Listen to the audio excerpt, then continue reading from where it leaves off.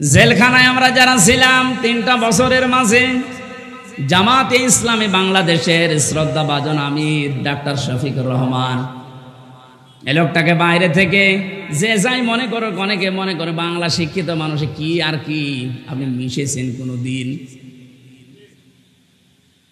আমি প্রথমে তার সাথে ছিলাম 4 দিন। মানুষ যে এত নরম হতে পারে, অথচ উনি তো আমার মতো হামজা না, সারা দেশের জামাত ইসলামের মতো এত বড় সংগঠনের আমির। তার যে ব্যবহার, তার কমল যে এত হৃদয়, এত নরম, আমি হাত তুলে বসে আছি, আমার কোনো কান্নার ভাব নেই। অথচ লোকটা হাত তুলতে দেরি হতো, চোখে পানি আসতে দেরি হতো না। মানুষের ব্যবহার এত নরম হতে পারে, মাঝে মাঝে মনে করতাম আল্লাহ, জান্নাতি মানুষ যদি আমার মনে হয় কাউকে দেখতে, এই লোকটার দিকে তাকালে আমার মনে হয় এটা জান্নাতি মানুষ। আমি কোরআনের হাফেজ, আমি তাহাজ্জুদের 12 রাকাতে মাত্র 1.5 ঘন্টা 2 ঘন্টায় আমার শেষ হয়ে যেত। অথচ একটা জেনারেল শিক্ষিত একটা ডাক্তার, সারা দিন উনি কোর্ট কাছারি করে এসে হাজিরা দিতে হতো। সেই কেন্দ্রীয় কারাগার থেকে, কাশিমপুর থেকে আসতো সদরঘাটে। সারা দিন এই গাড়ি, যে গাড়ি ওর ভেতরে থাকলে এমনি মানুষ সিদ্ধ হয়ে যায়। সিট হচ্ছে টিনের সিট, আর যেভাবে ধাক্কা লাগে 4-5 ঘন্টা যাওয়া আসা করতে প্রায় 6-7 ঘন্টা সময় চলে যায়। শরীর তো ক্লান্ত হয়ে বসলেই ঘুম লেগে যাওয়ার কথা। আমার মতো যুবক মানুষ কোর্টে হাজিরা দিতে গেলেই পড়ে যেতাম। আর এই রকম ধরনের 70 বছর, প্রায় ওনার বয়স 65 থেকে 70 বছর, এ মুরব্বী মানুষটা এত কষ্ট স্বীকার করে এসে, তাও আমার তো 2টা মামলা, আর ওনার মামলা কত উনি নিজেও জানে না। এতগুলো মামলা মাথার উপরে নিয়ে হাজিরা দিয়ে, ওনার ছেলে জেলে, বউ অসুস্থ হয়ে হাসপাতালে, ওনার নিজের দলের লোকগুলো সব পালিয়ে বেড়াচ্ছে, কেউ জেলখানায় ভর্তি হয়ে আছে। এরকম কঠিন পরিস্থিতিতে কোনো আলোর সন্ধান নেই। সপ্তাহে 4-5 দিন করে এত দূর থেকে হাজিরা দিয়ে এসে রাতের বেলা 8টা 9টা 10টার সময় যখন ঢুকতো, বললাম তার খাবার খাবেন না? তো খাবার ভাত খাইতো না, তরকারি ওই সবজি, তাও জেলখানার যে সবজি। খাবার পরে কিছুক্ষণ জিকির করা, দরুদ শরীফ পড়ে 2-1 ঘন্টা ঘুমানোর পরে তাহাজ্জুদের নামাজে দাঁড়িয়ে যতটুকু মুখস্থ আছে পড়তো। আর এই যে সেজদা, আমার 12 রাকাত নামাজ শেষ হয়ে যাচ্ছে, ওনার এক সেজদায় 1.5 ঘন্টা 2 ঘন্টা কেটে যাচ্ছে। মানুষের ভেতরে ইখলাস না আসলে, তার ভেতরে ভালোবাসা মানুষের এমনি জন্ম নেয়।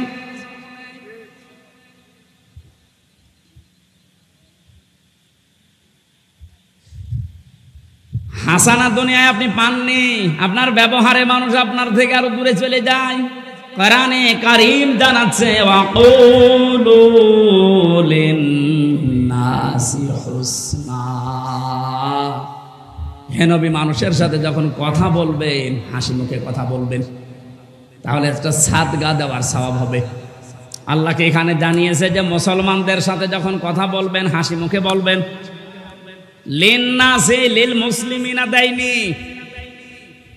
আমরা যারা দুনিয়ার হাসানা কামনা করি, খালি দোয়া করি, আল্লাহ দুনিয়ায় হাসানা দাও, দুনিয়ায় হাসানা দাও, 1 নাম্বারটা তো এখনো পর্যন্ত পেলাম না। আমার ব্যবহারটা নম্র হওয়া লাগবে, আমার ব্যবহারটা নরম হওয়া লাগবে, তাহলে দুনিয়ার হাসানা আমরা পাবো। 2 নাম্বারে একটা একটা করে সব বলতে গেলে তো আয়াত শেষ হবে না, আবার 12টাও বেজে যাচ্ছে।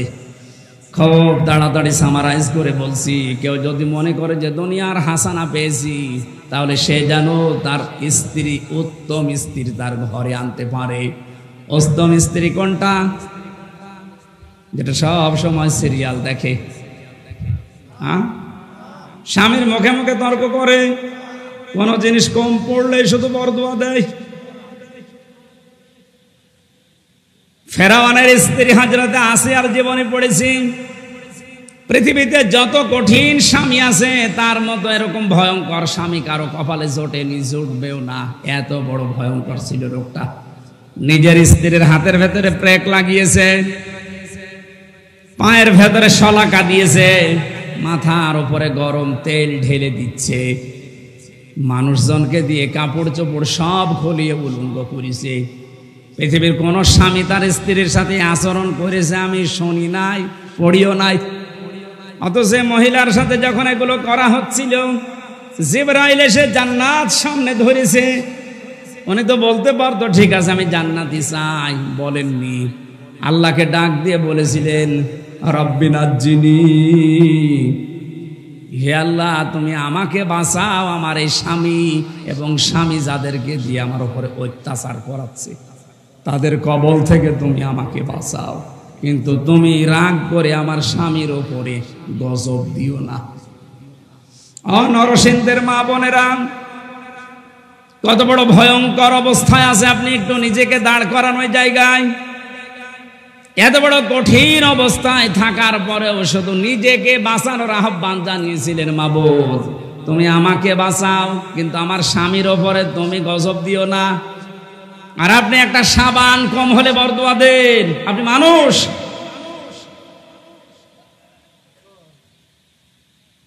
একটা হাদিস মনে পড়ছে,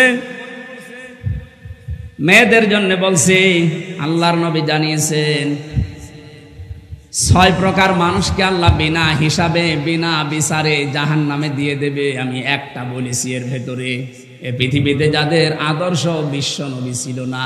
2 নম্বরে যেই মহিলাগুলো নিজের স্বামীর সাথে সংসার করতে রাজি না, ওনারা খালি বারবার সংসার ভাঙতে চায়, তালাক নিতে চায়। একটু কোনো জিনিস কম পড়লে শুধু খোঁটা দেয়। 3 নম্বরে যে মহিলাগুলো এই পৃথিবীতে জেনে হোক না জেনে হোক কিছু কিছু হলেই খালি আন্দাজে মানুষের উপর অপবাদ দেয়, এটা বাংলাদেশে এখন বেশি। 4 নম্বরে যারা অভিশাপ দেয়, এটাও মেয়েদের ভেতরে বেশি। এক কথা বলছেন এখানে। 5 নম্বরে যারা ঝগড়া বাঁধলে সে গালি দেয়, এটা মনে হয় এলাকায় নেই। আমি সেই দিন কোন জেলা থেকে যেন আসছিলাম, খুলনা থেকে।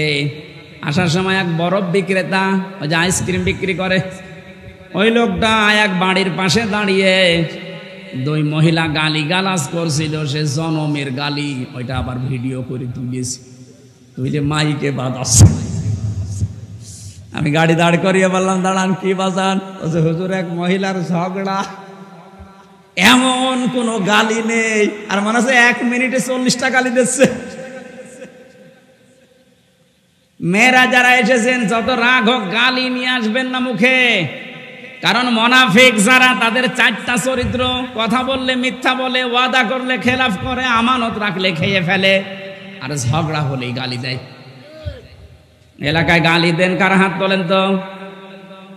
এই ওয়াজ মনে হয় এই এলাকায় করা ঠিক না, কারণ এই এলাকায় গালি নেই। এরপরে যাদের হৃদয় কঠিন হয়ে যায়, ওই যে নরম হৃদয়ের মালিক তো হাসানা পায়, আর যারা হৃদয় আবু সেহেলের মতো কঠিন হয়ে যায়।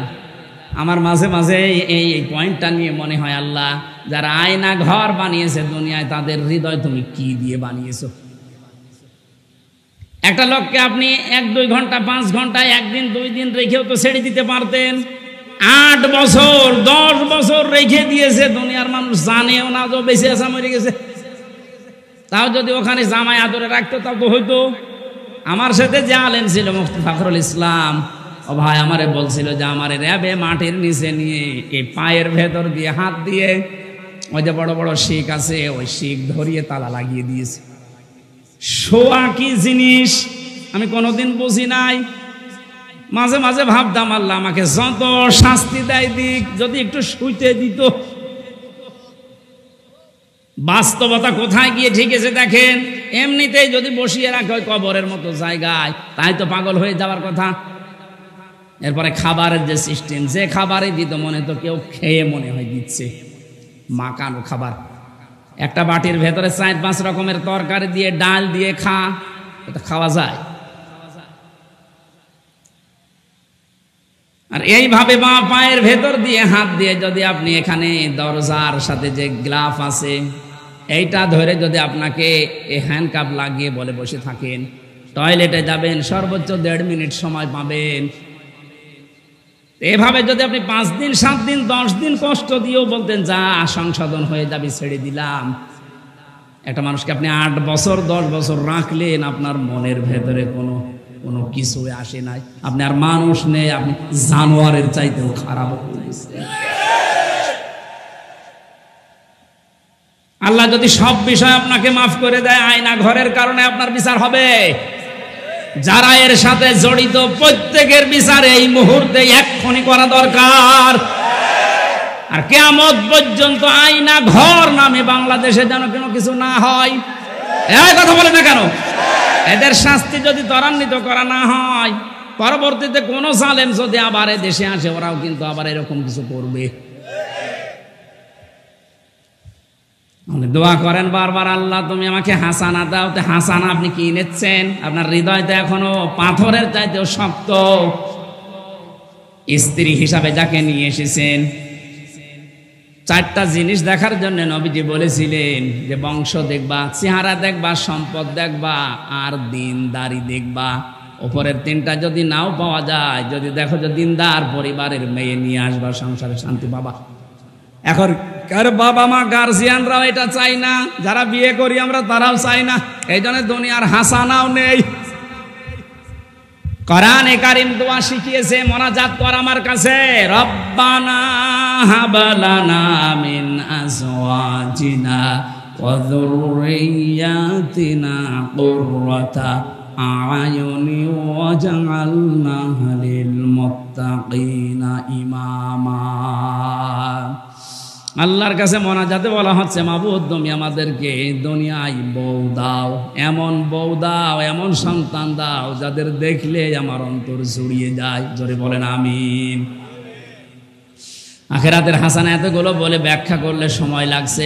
অক্তবলানা ফি হাদিহিদ দুনিয়া হাসানা অফিল আখিরা। আল্লাহ আখিরাতে হাসানা দাও। আখিরাতের হাসানা 5টা। কয়টা? আখিরাতের 1 নাম্বার হাসানা হচ্ছে মরণ যেন ভালো হয়। ভালো মরণ ওইটা যেটা গলায় দড়ি দিয়ে হয়, যেটা বিষ খাইয়ে হয়। কি ভালো মরণ? ওইটা যেটা শাহাদতের মরণ হয়। শহীদ আবু সাইদ নামের আগে দেখেছেন কি শব্দ? শহীদ। এটা খেলা করার জিনিস না। আজ অনেকে টল করে যে বুক পেতে দিল, গুলি খেয়ে শহীদ হয়ে গেল। না, কে বলেছে? দেওয়াল চাপা পড়ে মরলে যদি শহীদ হয়, পানিতে ডুবে মরলে যদি শহীদ হয়, সাপে কেটে মরলে যদি শহীদ হয়, জালেমের সামনে, জুলুমের সামনে বুক পেতে জীবন দিয়ে গেল, শহীদ হবে না? মানে শহীদ আবু সাইদ 100% বিশ্বাস করবেন আপনিও শহীদ, কারণ জালেমের জুলুমের সামনে জীবনটা দিয়ে গেছে। এই কারণে আপনি এখনো পর্যন্ত এই পারমিশন ছাড়া কথা বলতে পারছেন। আগস্টের 5 তারিখের আগে এতগুলো মানুষ পারমিশন ছাড়া এই জায়গায় বসে থাকা সম্ভব হতো? 14 জনের কাছে পারমিশন নেওয়ার পরেও এখানে আসতে দেয় না। আর 5 তারিখের পরেই ডক্টর মোহাম্মদ ইউনূস একবারে ঘোষণা দিয়েছে, অন্যান্য ধর্মের মানুষেরা যেভাবে ধর্ম পালন করে, এদেশে কোরআন প্রচারে কোনো মহারথীর কাছে অনুমতি নেওয়ার প্রয়োজন নেই।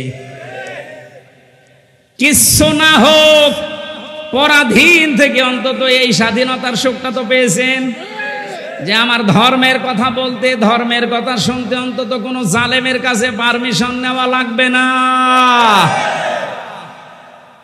ইন্না হুদনা ইলাইকা, আমরা আল্লাহর দিকে ফিরে যাব। একটা একটা করে অর্থ বললে অনেক সময় লেগে যাচ্ছে, 12টার পরে কথা বলা ঠিক না।